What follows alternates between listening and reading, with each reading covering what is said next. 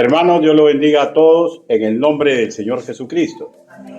La exposición del día de hoy titula Un recuerdo sumamente sacro. Un recuerdo sumamente sacro. En el discipulado de nuestra congregación tratamos sobre la Santa Cena en la antepenúltima lección antes de preguntarle a los educandos si desean ser bautizados y ser parte activa y oficial de nuestra congregación. Pues comprendemos la importancia que tiene la Santa Cena, dado que conjuntamente con el bautismo son las únicas ordenanzas para la Iglesia del Señor. Con respecto, vuelvo a repetir, de la Santa Cena, es fundamental enseñar a los nuevos miembros lo sacro de esta enseñanza, de esta ordenanza, y lo peligroso de practicarla simplemente por practicarla. Los católicos la nombran entre sus 7 sacramentos. De su usanza católica, apostólica y romana, solo rescatamos el término genérico que le dan a las 7 que ellos practican. El término que ellos usan, sacramento, es de origen latino. Para los romanos el término era sacramentum y era el juramento de lealtad del soldado cuando se incorporaba a su legión. Etimológicamente hablando, sacramentum era un juramento de lealtad que implica que darían incluso su vida por el honor y los planes de su emperador, por Roma, y la labor honorable que le asignaban a su unidad de combate, o sea, su propia legión.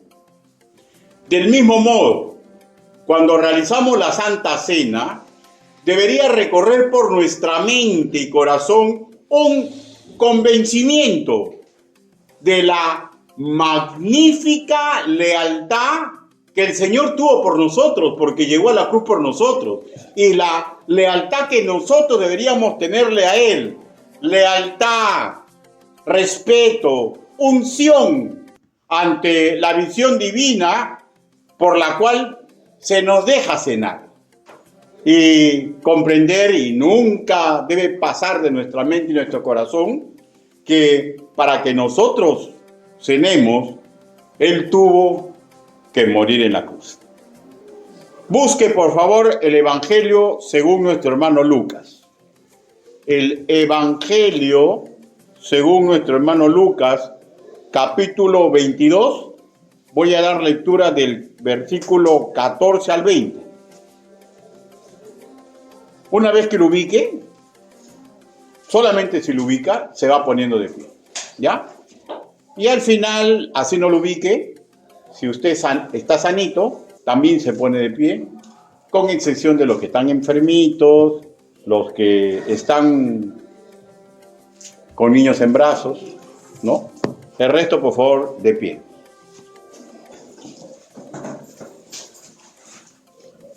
Lucas, capítulo 22, versículo del 14 al 20. ¿Lo tenemos, hermano? El Evangelio según nuestro hermano Lucas, capítulo 22, versículo del 14 al 20. Cuando era la hora, se sentó a la mesa y con él los apóstoles, y le dijo: «¿Cuánto he deseado comer con vosotros esta Pascua antes que padezca? Porque os digo que no la comeré más hasta que se cumpla en el reino de Dios». Versículo 17. Y habiendo tomado la copa, dio gracias y dijo: «Tomad esto y repartidlo entre vosotros, porque os digo que no beberé más el fruto de la vid hasta que el reino de Dios venga». Y tomó el pan y dio gracias y lo partió y les dio diciendo: «Este es mi cuerpo, que por vosotros es dado. Haced esto en memoria de mí». Versículo 20. De igual manera, después que hubo cenado, tomó la copa, diciendo: esta copa es el nuevo pacto en mi sangre, que por vosotros se derrama. Palabra de Dios. Inclinen su rostro y permítame que lo diga en una oración congregacional. Bendito Padre Celestial, mis hermanos hoy reunidos y aquellos que escuchen el mensaje tienen que comprender a cabalidad que no existe ser humano digno de predicar ni enseñar el Evangelio. Señor, pero usted me está dando la oportunidad. Hable, Señor Yahvé. Permita que el trabajo que he preparado para su gloria y su honra sea recibido, aquilatado y archivado en la memoria nuestra, Señor, para aprender o recordar, de acuerdo sea el caso, Señor, el inmenso sacrificio que usted hizo por nosotros en la cruz del Calvario. Así le suplicamos, así le pedimos, en el nombre del Señor Jesucristo. Amén. Amén. Por favor, tomen asiento.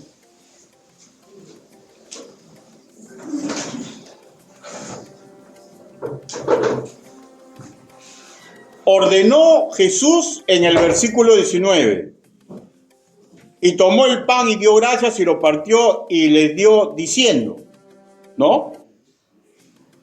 Le dijo, parafraseando, que se cene en recuerdo del trabajo vicario que él haría en la cruz del Calvario. Y sabemos, ¿no? El recuerdo de su trabajo vicario, su cuerpo molido, su sangre derramada por remisión de pecados. En Mateo, capítulo 26, versículos 26 al 29. No lo busque, escuche nomás. En Marcos, capítulo 14, versículo del 12 al 25. En Juan, capítulo 13, 21 al 30, también se nos relata sobre la última cena que Jesús tuvo con sus discípulos la noche anterior a morir.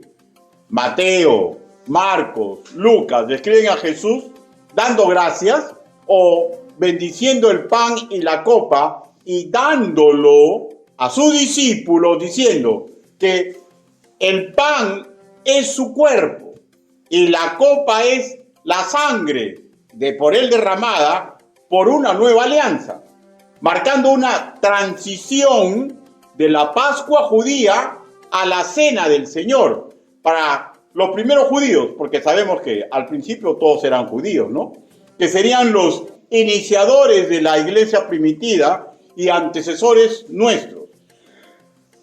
El Evangelio de nuestro hermano Juan completa los hechos y enseñanzas que derivaron de este hecho histórico. Y de hecho, todo esto está a grandes rasgos en el discipulado de nuestra congregación. Repito, el mandato de la Santa Cena es un recuerdo sumamente sacro, ante el cual, escúchenme y aquilaten, ¿ya? Ante el cual las sonrisas y posiblemente sanas bromas que probablemente algunos tenemos costumbre de hacer en los cultos, pues idiosincrasia, ¿no? Ya que tenemos esas costumbres o en cualquier otra reunión eclesial, esa forma de comportarse está de más. Cuando la iglesia neotestamentaria celebra la Santa Cena. El pastor John Piper al respecto se expresó así: Jesús mismo es el origen de la Santa Cena. Él encomendó que se continuara. Él es el centro, su contenido. Y permítame agregar, en la Santa Cena nos debemos enfocar en la gloria de Jesús, relacionada a su sufrimiento y a su muerte en cruz. Durante la cena, lo que debe ocupar nuestra mente es el recuerdo de su suplicio en la cruz.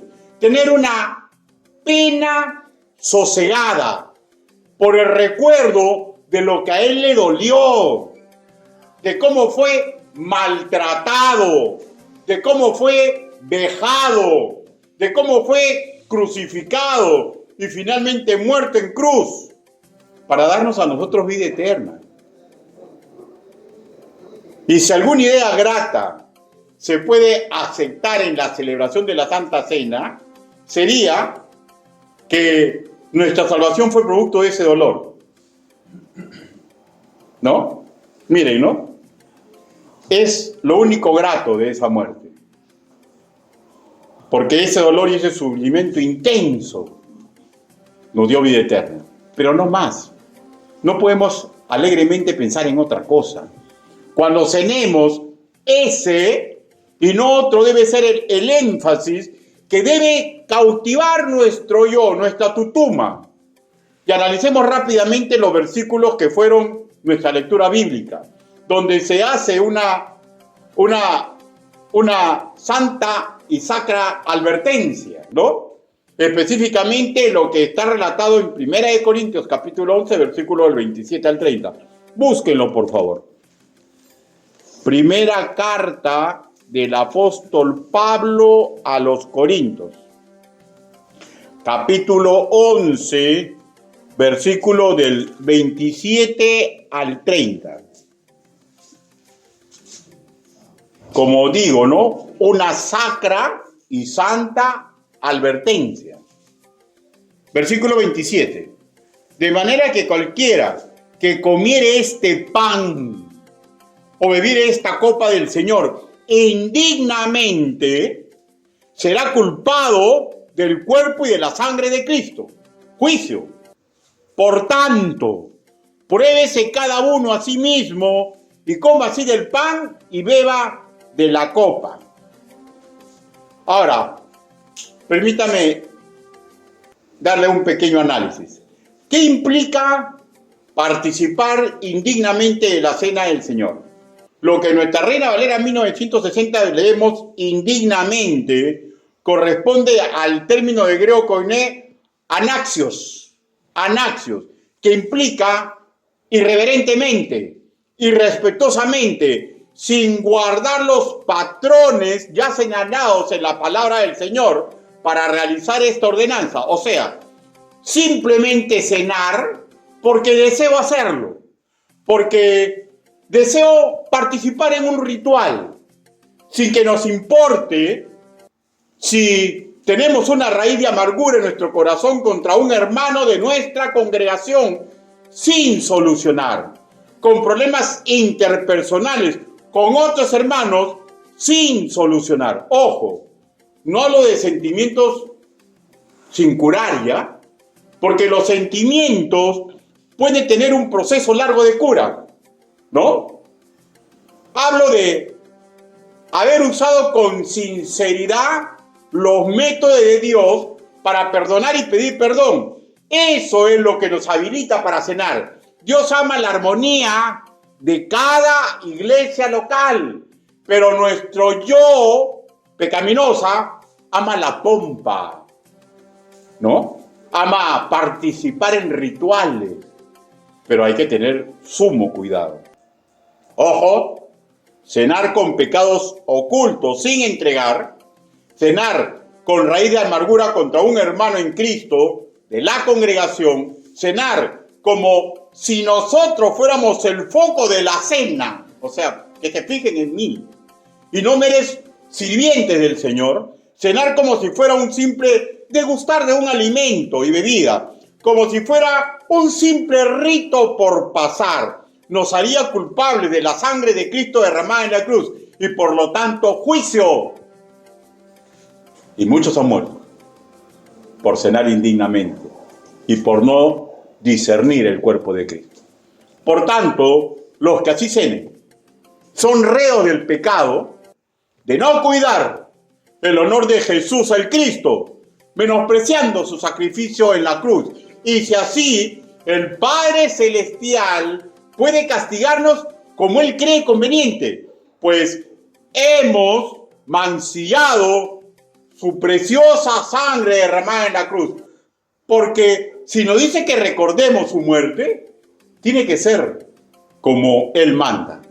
Y todos debemos tener esto sumamente presente para no cenar indignamente, pues al ser todos un cuerpo espiritual, el pecado de uno puede ocasionar males en los otros de la congregación que cenen. Surge una pregunta. ¿Qué deberíamos hacer entonces antes de cenar? Bueno, educativamente se les ha estado preparando, ¿no? Se les ha enseñado el manual. Y todos los días, creo que siempre se dice, ¿no? Aprendan a perdonar y a pedir perdón. Pero escrituralmente, ¿qué vemos ahí? Versículo 28. Por tanto, pruébese cada uno a sí mismo. Por tanto, pruébese a cada uno a sí mismo. Siendo un mandato sumamente trascendental, se nos ordena que nos probemos. En el griego koiné, el vocablo es dokimazo. Dokimazo, un imperativo que nos autoanalicemos con respecto a lo que ya se está versando. Ahora, escúcheme, por favor. No nos probamos solo antes de la cena, de la Santa Cena. El mandato es probarnos cada día de nuestra vida, ¿ya? Y cada día de nuestra vida, cuando nos damos cuenta que no hemos dado la talla, aprender a humillarnos con respecto de la persona que estamos mal en nuestra relación. Arreglando si hay algo malo en nuestra vida. Si dejamos, pidamos perdón. Y si nos piden perdón, perdonemos. Otra pregunta. ¿Qué pasa si desoímos las sacras advertencias? Versículo 29.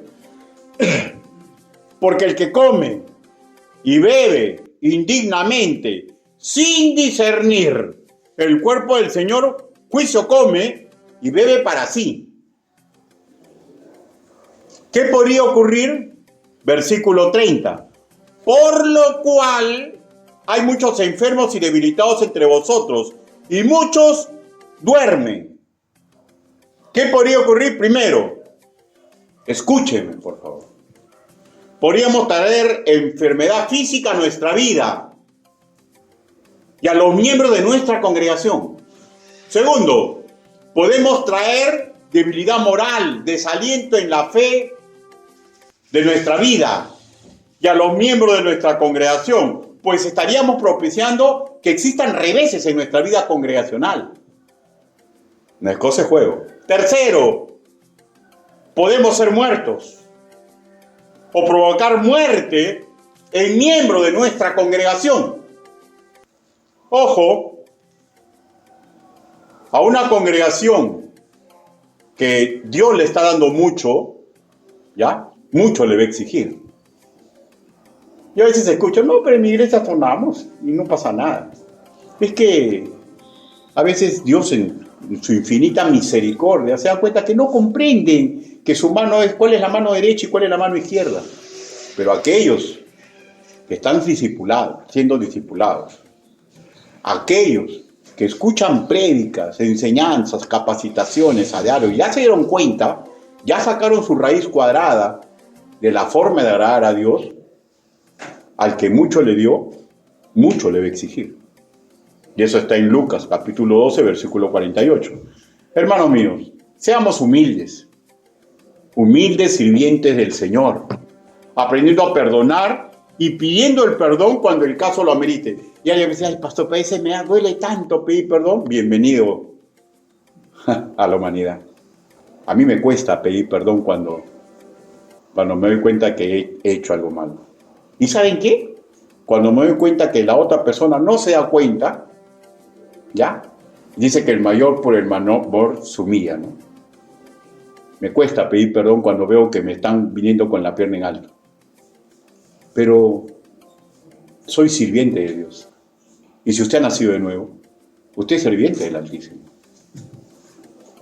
Seamos, hermanos míos, buenos perdonadores, ¿ya? Y aprendamos a pedir perdón cuando el caso lo amerite. Seamos amigos los unos de los otros y seamos fieles cónyuges. Seamos hermanos amorosos y comprensivos unos con otros.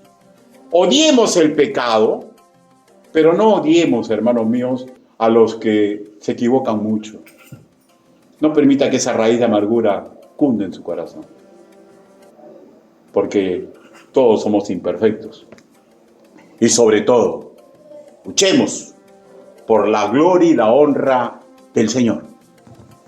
No estamos pidiendo perfección para cenar, pues si así fuera, nadie nunca podría cenar, ¿no es cierto? Recapitulé lo ya dicho. Participar con indiferencia hacia el pecado en que estamos ocultando es algo indigno para el creyente. Participar creyendo que lo merecemos porque somos los primeros en la iglesia, porque soy el pastor, porque soy el que más lleva, porque tengo el más conocimiento, porque soy el que siempre viene temprano. No, yo merezco cenar. Hermanos míos, el que cree eso, tenga cuidado.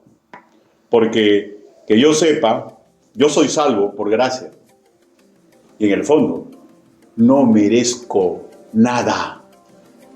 Y todo me lo da por su infinita misericordia. Amén. Cenemos como se debe de cenar. Participemos teniendo en cuenta el honor de Cristo y no para que nos vean. Y no para que nos vean. Como si la cena fuera una especie de vitrina de santidad. No, tienen que verme cenar para que ellos sepan que yo estoy en buen camino. No, hermanos míos. No es eso. No es propaganda política. No es una reunión amical. Es una cosa sacra. Porque el Señor así lo ordenó. Y la Biblia es la Biblia. Con suma claridad dice que hasta el Señor es capaz de matar a alguno de nosotros.